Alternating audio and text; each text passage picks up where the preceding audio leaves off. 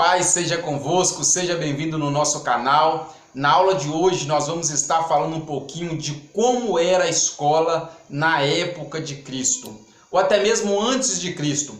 Como é que eles aprendiam a palavra de Deus? Como é que eles estudavam a palavra de Deus? Será que tinha uma importância, grande importância para eles aprenderem a palavra de Deus? É o que nós vamos falar na aula de hoje, sobre como era a escola na época de Cristo.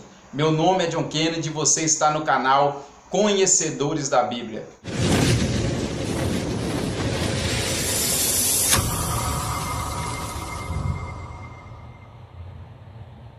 Na verdade, quando a gente fala sobre a questão de aprender a palavra de Deus mais, de conhecer mais a palavra de Deus, existem dois tipos de pensamento. E, na verdade, dois tipos de pessoas. Aquelas que aceitam, que acham, acreditam que é importante sim conhecer mais a palavra de Deus, mas existem aquelas também que acham que não é muito necessário aprender muitas coisas, muita teoria, fazer um curso teológico, nem que seja o básico, que acha que não tem necessidade, só ele ficar na igreja, aprendendo com o que o pastor diz, com o que o pregador diz, ou que alguém diz, para ele já é o suficiente. Na verdade, hoje em dia, a gente vê muito isso, essa questão desses pensamentos que não é importante crescer no conhecimento da palavra de Deus. E para a gente poder dar continuidade na aula, a primeira coisa que a gente tem que fazer é desmartelar esse pensamento, é tirar da nossa mente esse pensamento de que não é necessário ou não é tão importante assim conhecer a palavra de Deus. Para ser sincero, nós vamos ver aqui hoje que desde a época de Cristo ou antes de Cristo, muito antes de Cristo, sempre foi importante para o povo de Deus conhecer e aprender a cada dia mais sobre a palavra de Deus. Então a igreja, a noiva do Cordeiro, tem que ter o mesmo sentimento que o povo de Israel, que o povo de Deus, o sentimento de aprender mais sobre Cristo, de aprender mais sobre o Espírito Santo, de aprender mais sobre Deus, de aprender mais sobre a sua palavra. Só que o problema é que tem muitas pessoas que não querem aceitar isso. E elas usam até termos bíblicos para tentar afirmar os seus pensamentos, de que não é necessário aprender a palavra de Deus. Você quer ver? Eu vou te dar, por exemplo, uma passagem bíblica, e você já deve ter ouvido alguém dizer, quando alguém fala para algum obreiro ou para algum irmão, irmão, estuda a Bíblia, faça um curso, aprenda mais a palavra de Deus, e alguém diz assim, não, eu não preciso, porque Deus me dá a palavra na hora. Você já ouviu isso? Eu particularmente já ouvi muito isso, obreiros a dizer isso, pessoas que não tinham tanta vontade assim de estudar a Bíblia, mas queria pregar, queria ser pregador, até que já eram até obreiros, presbíteros, que queriam estar no altar pregando, mas quando falava para estudar a Bíblia, até mesmo para ler mais a Bíblia, eles diziam que não precisava se preocupar muito, porque Deus daria a palavra na hora. E isto, eles usam um texto bíblico para dizer isso. E nós vamos ver agora um pouquinho sobre esse texto. Eu convido a você a abrir a sua Bíblia no livro de Lucas, capítulo de número 21, versículo de número 15. Vai nos dizer assim, porque eu vos darei boca e sabedoria, a que não poderão resistir, nem contradizer, todos quantos se vós os puserem. Agora preste bem atenção, o texto está nos dizendo que Jesus, ele mesmo está falando para os discípulos, que ele iria dar boca de sabedoria. Quando eles pegam esse texto, a gente também pega esse texto a princípio, ele dá para nós o entender que Cristo vai nos capacitar, ele vai colocar as palavras na nossa boca, ele vai me dar uma palavra, uma boca de sabedoria. Então eu vou ter conhecimento para falar pelo texto aqui, não porque simplesmente eu estudei, mas sim porque o próprio Cristo vai me dar boca de sabedoria. A gente tem que prestar atenção numa coisa, que texto sem contexto gera pretexto. E não é isso que a gente quer, principalmente aqui nesse canal. Nós queremos ver o que realmente a Bíblia quer nos dizer. O que a Bíblia, ou o autor da Bíblia, que é o próprio Deus, quer falar com a gente. Então a gente não quer tirar conclusões precipitadas. A gente quer ver realmente o que a Bíblia quer nos dizer. Então a gente não pode pegar um texto isolado e interpretar da maneira que a gente quer. É preciso entender o texto, mas também ver o contexto para ver o que se trata o assunto.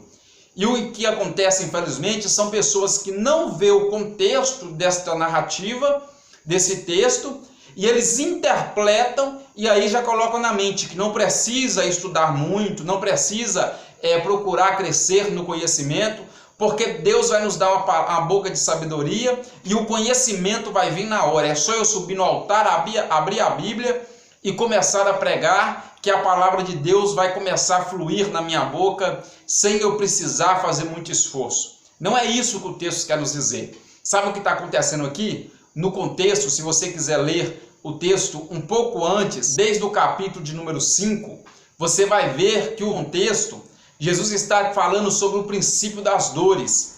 E ele está dizendo para os discípulos que eles seriam pegos, eles iriam ser levados à sinagoga, ao sinédrio, eles seriam presos por causa da palavra de Deus, por causa do amor de Cristo. E eu acredito que os discípulos ficaram assustados com aquela palavra, porque eles seriam presos e eles iriam ser interrogados.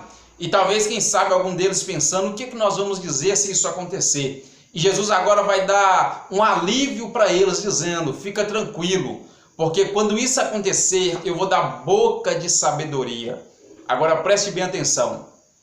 Isto vai acontecer quando eles forem pegos de surpresa.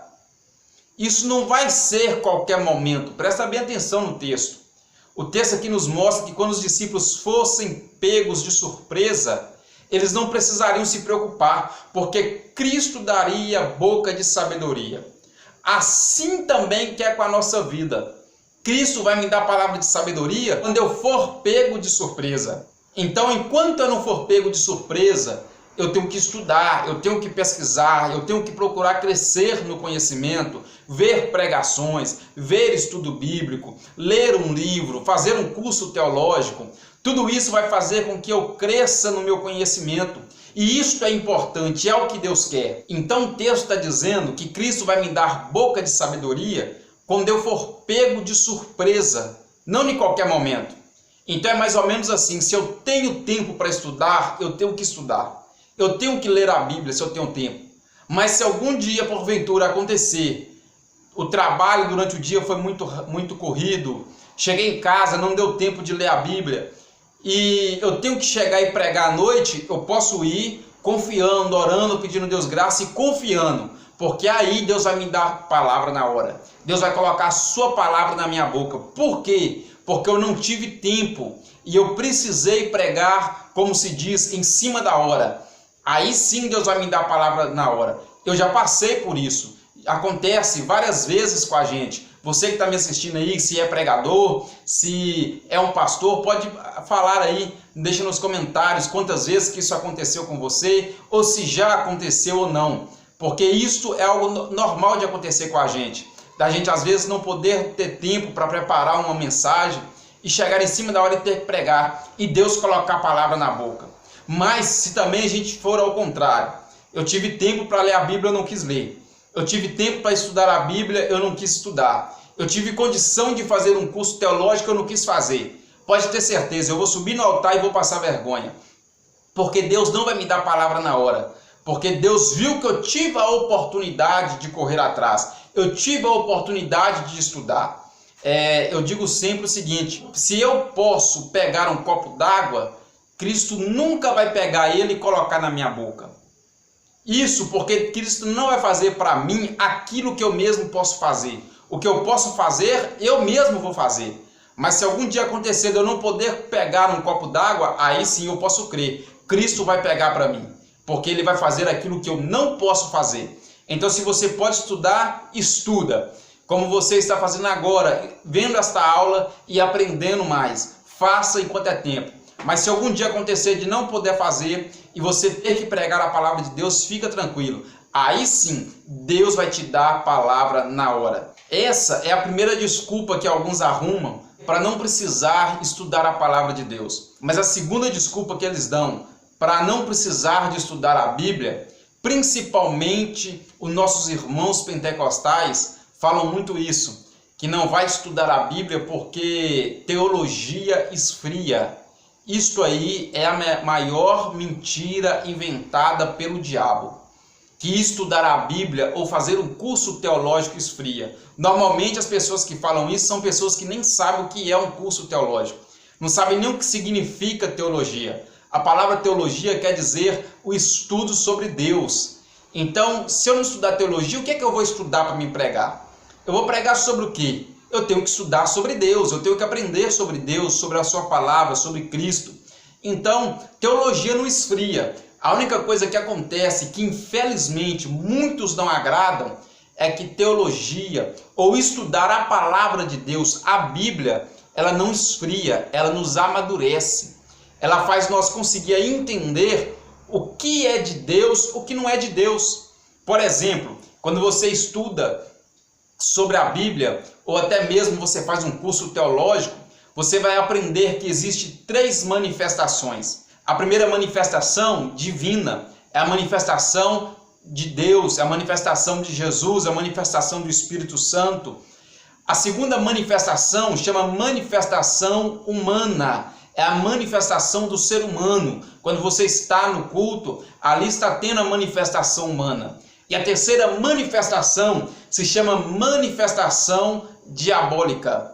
Na verdade, é normal em um culto poder ter essas 3 manifestações. A gente vê isto. Manifestação divina, o Espírito Santo se manifestando, Jesus curando, Deus falando. A segunda manifestação, manifestação humana, você está lá, então você é um ser humano, a sua manifestação, você chora, você dá glória, você sorri, você se alegra, aquilo é a sua manifestação. Você levanta a mão, você pula para cima, é a manifestação sua naquele momento.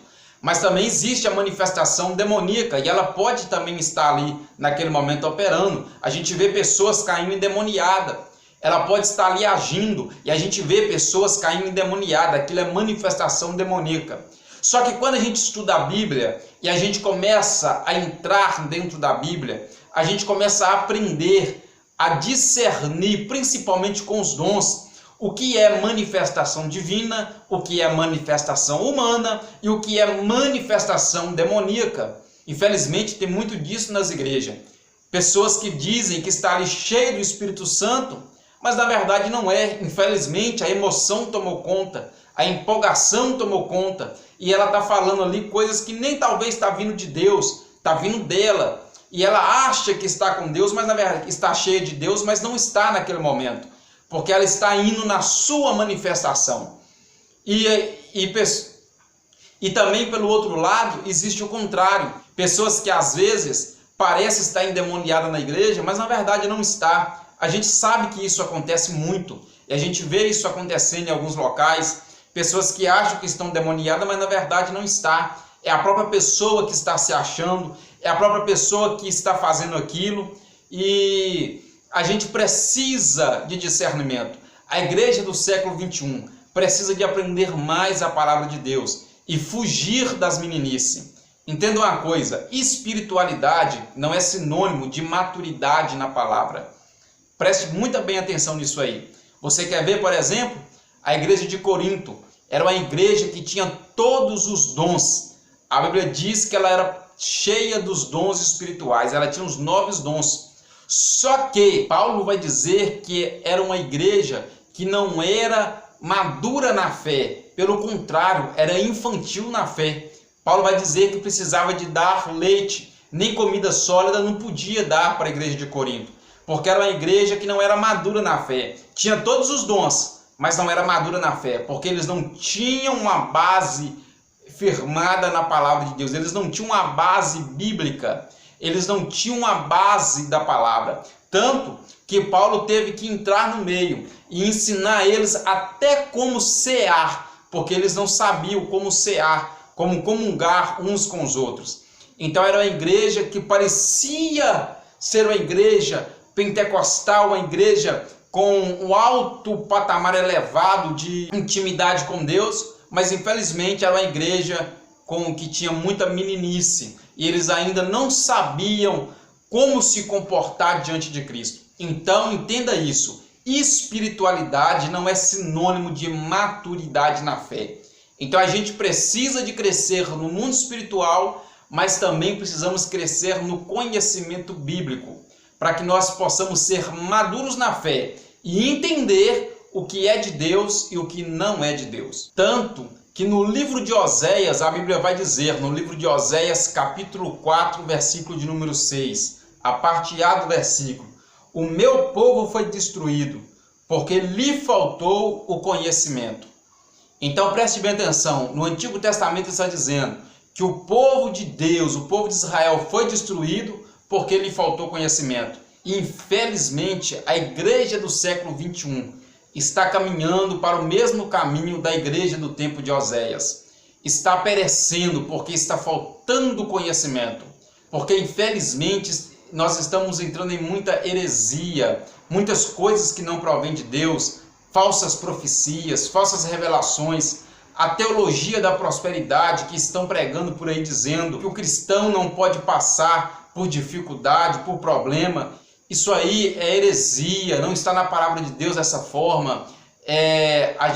Crente passa por dificuldade, crente passa por luta, crente também adoece, crente também morre, crente também sofre, também chora. Então essa teologia mentirosa, enganosa, está sendo implantado. E o problema é que muitos estão caindo nessas palavras, porque está lhe faltando conhecimento. Porque se a gente tem conhecimento, a gente não cai nessas falsas pregações, nessas falsas teologias. Então a gente precisa sim, urgentemente, a igreja do século 21 precisa crescer mais no conhecimento. Então vamos lá. Era importante para o povo de Israel principalmente, mesmo na época de Cristo ou até antes de Cristo, no Antigo Testamento, crescer no conhecimento, estudar a palavra de Deus?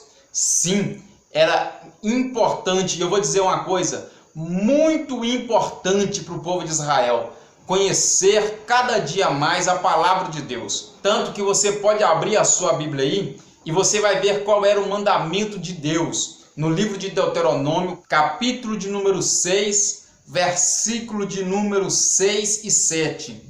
E estas palavras que hoje te ordeno estarão no teu coração, e as intimarás a teus filhos, e delas falarás, assentado em tua casa, e andando pelo caminho, e deitando-te, e levantando-te. Então o texto vai nos dizer que o próprio Deus está ordenando para o povo daquela época, que as palavras que ele havia ensinado era para eles passarem uns para os outros, principalmente os pais para os filhos, e eram para falar a todo momento, ao deitar, ao levantar, ao andar, ao estar em casa, ao estar na rua. Todo tempo era tempo para estudar a palavra de Deus. Você vai ver na Bíblia aí que em Eclesiastes 3 vai dizer que existe tempo para todas as coisas. Mas quando se trata da palavra de Deus, a Bíblia vai dizer: pregai a tempo e a fora de tempo. Isso quer dizer que todo tempo é tempo para estudar a palavra de Deus. Você pode ter um tempo para conversar com um amigo. Você pode ter um tempo para ficar calado. Você pode ter um tempo para sair da sua casa. Você pode ter um tempo para ficar quieto. Mas quando se trata da palavra, todo tempo é tempo. Na escola, no serviço, na rua, em casa, deitado, em pé, todo tempo é tempo de estudar a palavra de Deus. Então você vê que era de grande importância no Antigo Testamento o conhecimento da palavra de Deus. E você vai ver um pouquinho mais para frente, se você quiser, depois você pode ler aí para você poder aprender um pouco, que você vai ver que a Bíblia vai falar sobre as escolas de profeta. É isso mesmo. Havia escolas próprias para os profetas da época estudarem. Você vai ver isso no segundo livro dos Reis de Israel, no capítulo de número 6. E também no primeiro livro do profeta Samuel, capítulo de número 19. Você vai ver aí que havia uma escola própria para os profetas estudarem. E o que eles aprendiam lá? Eles aprendiam a palavra de Deus, eles aprendiam como ser um homem de Deus, como profetizar segundo a vontade de Deus. Então eles tinham uma escola própria para eles poderem estudarem. Tanto que a Bíblia vai falar sobre 4 locais que havia dessa escola. O primeiro local se chamava Gilgal, o segundo local era em Betel, o terceiro local era em Jericó, e o quarto local que havia a escola de profetas era no Jordão. E a Bíblia vai nos mostrar 3 grandes professores dessa escola. O primeiro professor dessa escola foi o profeta Samuel, aquele que Deus escolheu ainda quando era criança, para ser profeta, sacerdote e juiz no lugar do sacerdote Eli. O segundo professor dessa escola, nada mais, nada menos, foi o profeta Elias, aquele que profetizava segundo a sua própria palavra, porque ele entendia a hora que Deus queria abrir céus e fechar céus. Olha para você ver, não vai pensando que é qualquer um que pode sair profetizando segundo a sua própria palavra, porque não é. Para profetizar assim, tem que ser pessoas que entendam quando é hora de abrir céus e quando é hora de fechar céus. Essa é a diferença do profeta Elias dos profetas da nossa época. Que infelizmente a gente vê aí os profetas que só quer abrir céus, só quer ver céus abertos para abençoar, só quer ver céus abertos, trazendo prosperidade, trazendo riqueza, trazendo bens materiais. Só que Elias era diferente. Ele sabia o momento que era para abrir céu, mas ele sabia o momento que era para fechar os céus. Quando ele viu o pecado de Acabe, ele não pediu para abrir céus, porque ele viu que Acabe estava errante. E a primeira profecia dele era: não vai chover em Israel, fecha céu. Então é isso que nós devemos aprender. Você que é um profeta na sua igreja, você que sabe que Deus te levantou com boca profética para profetizar, aprenda com Deus, peça a Deus sensibilidade de espírito para entender o momento que você tem que profetizar para os céus se abrirem e o momento que você tem que profetizar para os céus se fecharem. Aí sim você poderá ser um profeta como o profeta Elias.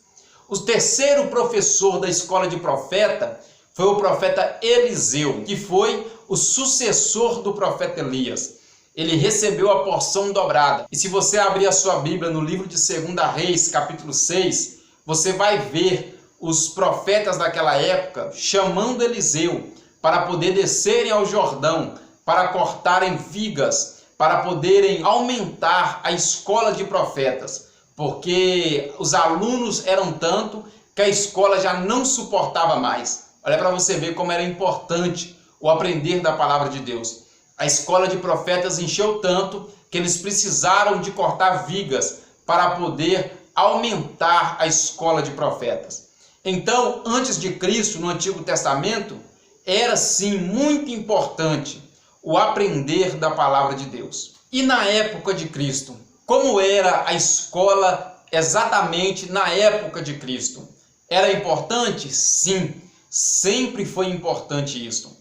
E na época de Cristo não seria diferente. Na época de Cristo, a escola se chamava assim Bet Sefer, que quer dizer casa do livro. E a criança, aos 5 anos de idade, entrava para essa escola. Ali, ela iria aprender a palavra de Deus, tanto a palavra de Deus, quanto também de conhecimento geral. Só que entenda, tudo que ela iria aprender era com base bíblica. Por exemplo, quando elas iriam estudar matemática, elas pegavam o tempo de vida dos patriarcas e também as passagens que falam sobre cronologia. E ali elas iriam aprender a fazer cálculos, somas, e elas iriam aprender a matemática com base na Bíblia. E isto faria ela crescer tanto no conhecimento geral quanto no conhecimento bíblico. Também quando elas iriam estudar, por exemplo, sobre geografia, elas também pegavam base bíblica e elas pegavam as passagens que falam sobre as guerras, os locais das guerras da época. Ali elas estudavam geografia. Então, tudo que elas estudavam na época de Cristo era com base bíblica. A Bíblia era o livro base para eles poderem aprender tanto a palavra de Deus quanto o conhecimento geral, matemática, o idioma da época, geografia, ciência, história, física. Tudo eles aprendiam dentro da palavra de Deus, porque a palavra de Deus ela é completa, ela tem tudo que você precisa aprender. Então essa era a escola da época de Cristo, chamada Beth Sefer. Só que entenda, a criança com 5 anos de idade, ela entrava nessa escola, ela iria aprender nessa escola. Só que ela iria estudar nessa escola até os 12 anos de idade. Quando chegava aos 12 anos, ela iria então ter a sua formatura. E ela agora iria subir um nível a mais. E ela agora não iria mais estudar na Beth Sefer, mas sim ela iria estudar na Bet Midrash, que quer dizer casa da interpretação. É onde que ela agora iria aprender mais sobre a palavra de Deus. Na verdade, a partir daquele momento, ela iria acompanhar um rabino, um mestre, que iria ensinar a ela o que ela precisava aprender daquele momento em diante. Só que não era fácil assim, só chegar aos 12 anos e dar continuidade na Bet Midrash. Na verdade, era algo muito complexo, e principalmente na época de Cristo. Era mais ou menos assim. Quando a criança chegava aos 12 anos de idade, então havia uma seleção. Iria haver um momento de seleção. E eles iriam selecionar os alunos mais sábios e inteligentes da época. Os alunos que aprenderam mais. Aqueles alunos iriam dar continuidade. Eles iriam entrar na escola que nós acabamos de falar, na Bet Midrash. Ele iria ser agora um aluno de um grande rabino, de um grande mestre da época. Só que as crianças que não tinham o mesmo conhecimento, as crianças que tinham dificuldade em aprender, elas iriam parar a partir de agora e elas não iriam mais estudar, dar continuidade na sua escola. Mas agora elas iriam voltar para casa e iria ser obrigada a aprender provavelmente a profissão do pai, que o que era normal, o pai ensinar a sua profissão para o filho. Você vai ver que Pedro era pescador, isto porque o seu pai era pescador. A Bíblia diz que Jesus era carpinteiro, porque José também era carpinteiro. Então era normal o filho exercer a mesma função que o pai. Então a criança que não era aceita na Bet Midrash, ela agora voltava para casa e ela iria aprender a profissão do pai. E ela iria interromper o seu sonho de poder ser aluno de um grande mestre. E eu digo um grande sonho porque naquela época o maior sonho de um pai ou até mesmo de uma criança era um dia poder ser um aluno de um grande mestre daquela época. Sabe por quê? Porque naquela época havia algumas funções que destacaria um homem. Por exemplo, se ele fosse um rei, se ele fosse um guerreiro, se ele fosse um sacerdote, se ele fosse até mesmo um escriba, ou se ele fosse um profeta. Isso daria destaque para ele. Só que na época de Cristo, essas funções estavam escassas. Não tinha como ser rei, porque naquela época Roma tomava conta de Israel. Não tinha como também ser guerreiro, porque quem eram os guerreiros na época em Israel eram os soldados romanos. O povo de Israel não podia levantar guerreiros, porque os romanos poderiam entrar em guerra e poderiam destruir Israel, com medo de serem destruídos. Os sacerdotes da época não eram tão bem vistos pela sociedade, porque a maioria dos sacerdotes eram comprados pela corte romana. Então o pai não teria tanto orgulho assim de ver o seu filho sendo um sacerdote ou até mesmo um escriba, porque ele poderia ser um sacerdote vendido. E naquela época também estava difícil para ser profeta, porque profetizar em nome de Deus poderia trazer um sério risco, tanto para a pessoa quanto para a família da pessoa. Então estava difícil um homem ser um destaque dentro de Israel, ser alguém muito importante. Você vai ver que na época de Cristo foi a época que mais existiu religiões dentro de Israel, divisões de religiões. Você vai ver que existia os fariseus, os saduceus, os essênios, os zelotes, os escribas, que só ficavam por conta de escrever livro. Mas a divisão foi tanta que eles pararam de somente recopiar as cópias da palavra de Deus, e eles começaram também a ensinar e logo se transformaram em uma religião, ou que nós falamos de seita, dentro de Israel. Então a única função que o pai teria mais prazer e o filho também teria prazer era se o filho fosse aluno de um grande mestre. Nisso, então o pai acreditava que futuramente o seu filho se tornaria um grande rabino e um grande mestre dentro de Israel. Então, só vendo isso, só aprendendo isso, que a gente vai entender como foi maravilhoso a escolha de Jesus quando escolheu os 12 discípulos. Preste bem atenção. Era a coisa mais normal, um rabino, um grande mestre da época, ter os seus discípulos. Você vai ver que a Bíblia vai dizer que Paulo aprendeu aos pés de Gamaliel. Você vai ver também que João Batista tinha os seus discípulos, tanto que 2 deles decidem seguir Jesus. Então era a coisa mais normal, um mestre da época, ter os seus discípulos. Agora apareceu um grande mestre, chamado Yeshua HaMashiach, ou Jesus Cristo, ou Jesus ungido. E ele agora é um grande mestre, com palavra de sabedoria, palavra de autoridade e poder. E não diferente dos outros, ele agora também vai escolher os seus alunos, os seus discípulos, para poder estar junto com ele. Só que vai haver uma grande diferença. Por quê? Naquela época, quando os mestres iriam escolher os seus discípulos, eles iriam até a Bet-Sefer. Eles iriam ver os alunos mais inteligentes da época, para poder estar com eles, para aprender com eles. Agora Jesus vai fazer totalmente ao contrário. Jesus não vai na Bet-Sefer. Ele não vai atrás dos melhores alunos da época. Pelo contrário, Jesus vai ir atrás de pescadores. Jesus vai ir atrás de cobradores de impostos. Jesus vai ir na alfândega. Jesus vai ir atrás de Filipe e Natanael, pessoas que tinham uma vida comum, que trabalhavam normal, eram os alunos da Bet-Sefer. Isso quer dizer que Jesus estava indo atrás daqueles que um dia a escola rejeitou.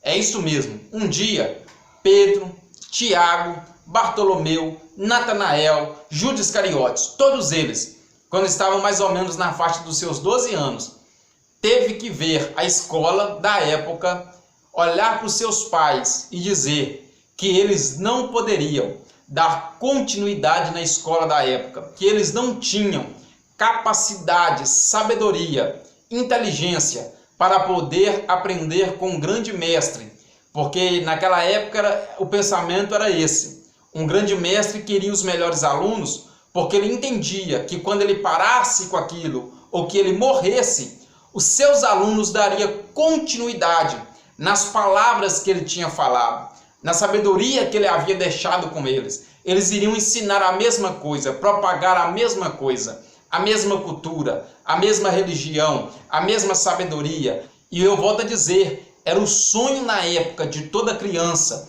era o sonho de todo pai. Como o pai não podia ter um grande guerreiro, como o pai não podia ter um rei, como era muito perigoso o filho ser um profeta. E naquela época a profecia estava escassa, porque antes de Cristo teve aquele período de 400 anos de silêncio, e Deus não falava com a humanidade, mas Deus trabalhava, mas ele não falava com o povo da época. Ele estava trabalhando, preparando para que o seu filho descesse, para poder morrer na cruz do Calvário e poder nos dar direito da salvação, para implantar o ministério de Cristo na terra. Então era um período que também estava difícil para ter profeta. Então o sonho de um pai era ver o seu filho como um grande mestre da época. E infelizmente, todos os discípulos, Pedro, Tiago, João, viu esse sonho ser interrompido quando eles tinham cerca de 12 anos de idade. Mas quando Jesus vem para implantar o seu ministério, para falar da sua sabedoria, sabedoria perfeita e plena, Jesus não foi na escola procurar os mais sábios, os mais inteligentes, os mais capacitados. Ele foi atrás daqueles que um dia a escola rejeitou. É por isso que você vai ver que quando Cristo chama os discípulos, a Bíblia vai dizer que eles largavam o que estava fazendo imediatamente e iam seguir a Jesus. Sabe por quê? Porque eles estavam vendo sonhos deles serem ressuscitados por Cristo e agora se cumprindo o desejo do coração deles de poder seguir um grande mestre para no futuro ser um grande rabino. Então é por isso que nós precisamos a cada dia conhecer mais a palavra de Deus, para nós entendermos de fato o que a Bíblia quer nos dizer, o que a Bíblia quer nos falar.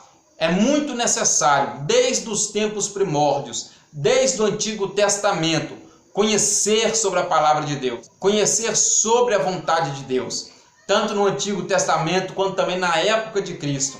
Isso era algo muito importante. E no século 21 ainda é muito importante conhecermos mais sobre a palavra de Deus. E este é o desejo do nosso canal, trazer conhecimento bíblico, fazer você crescer mais na palavra de Deus, no conhecimento sobre Deus. E se você ainda não é inscrito, se inscreva no nosso canal. Se você gostou da aula, deixa teu like, deixa teus comentários, vai nos ajudar muito. Em breve vamos ter melhorias em nome de Jesus, vamos ter um cenário melhor, luz melhor, para podermos falar mais da palavra de Deus. E nós vamos estar aí toda semana postando aula sobre a palavra de Deus, sobre o conhecimento da palavra de Deus. Daqui uns dias nós vamos estar aí com a aula falando sobre a Bet Sefer e a Bet Midrash, o conhecimento natural e o conhecimento sobrenatural, para você entender mais sobre a palavra de Deus. Que Deus abençoe a tua vida, abençoe a tua casa e que você possa cada dia mais crescer no conhecimento, em nome de Jesus. Que Deus lhe abençoe, em nome de Jesus.